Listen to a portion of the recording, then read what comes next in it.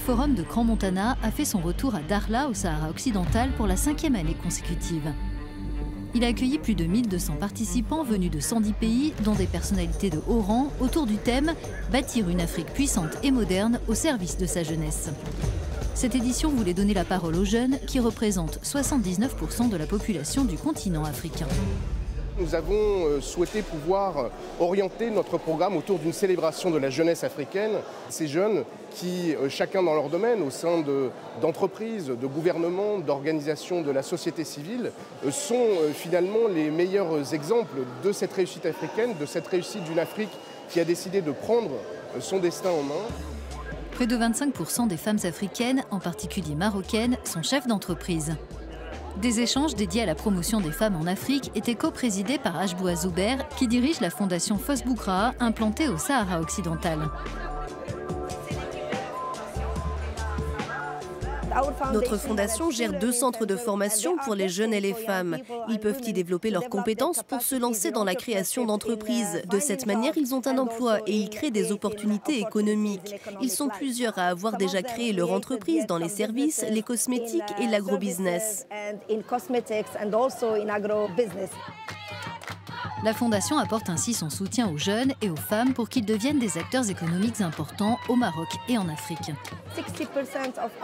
60% des personnes que nous accompagnons sont des femmes et on estime qu'investir dans les femmes et les jeunes, c'est investir dans l'avenir. Le programme Bourse d'Excellence donne aux bénéficiaires l'opportunité de rejoindre de grandes écoles marocaines et internationales.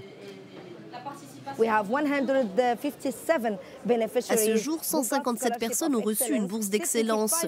75% d'entre elles ont rejoint des établissements secondaires et universitaires internationaux et certains sont devenus médecins, d'autres entrepreneurs et ainsi ils participent au quotidien au développement de leur région.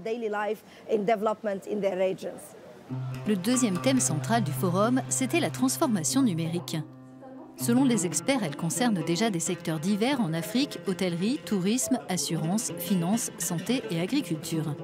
D'origine camerounaise, Diane Audrey Ngako, fondatrice de l'agence Omencart, fait la promotion du continent africain sur la plateforme numérique Visiter l'Afrique qu'elle a lancée en 2014. Mon idée était de permettre aux Africains de pouvoir voyager entre eux. Parce qu'en fait, finalement, on est les premiers ambassadeurs. Il y a plein de choses à vivre sur ce continent. On a plein d'a priori, qu'on soit africain ou pas, et qu'il faudrait les déconstruire. Donner aux Africains d'être fiers de chez eux. Selon la jeune femme, l'Afrique est devenue un territoire où se construisent de belles histoires numériques, notamment en matière d'applications mobiles. Vous avez des applications qui permettent de suivre le cours de nos produits agricoles. Et lorsque le trader vient vous prendre 1 tonne de café, 100 kilos de plantain, vous leur dites « Ah ben non, sur le marché aujourd'hui, ça vaut ça ».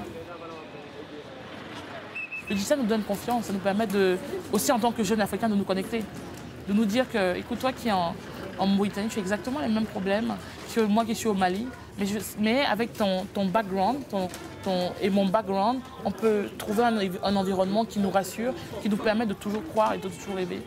Et je pense que la jeunesse africaine a besoin de rêver.